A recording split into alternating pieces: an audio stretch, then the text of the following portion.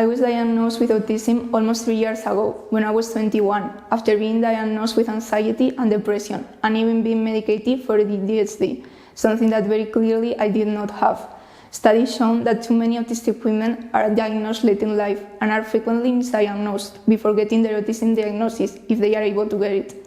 This is because we mask the symptoms better than men do, which makes it easier for us to socialize, but is exhausting and can cause a lot of anxiety, which can also lead to physical problems, such as chronic pain or migraines. It also explains why there is only one woman diagnosed with autism for every 2.5 men.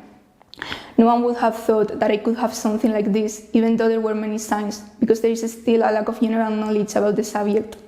Autism presents itself differently in women than it does in men, and the diagnosis criteria that is used was created based on male subjects. All of this explains why no one would have thought that someone who has friends and has good grades could be having trouble in other areas of their lives, much less that they could have autism.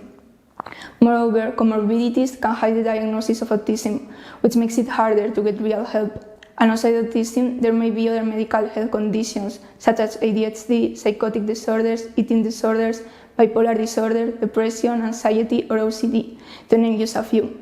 It's also important to mention that autistic women are more likely to suffer sexual and childhood abuse and to have suicidal or self-injurious ideation. Something else to consider is that even when these women seek medical help for other conditions, most doctors won't take into account their autism and won't adapt their treatment.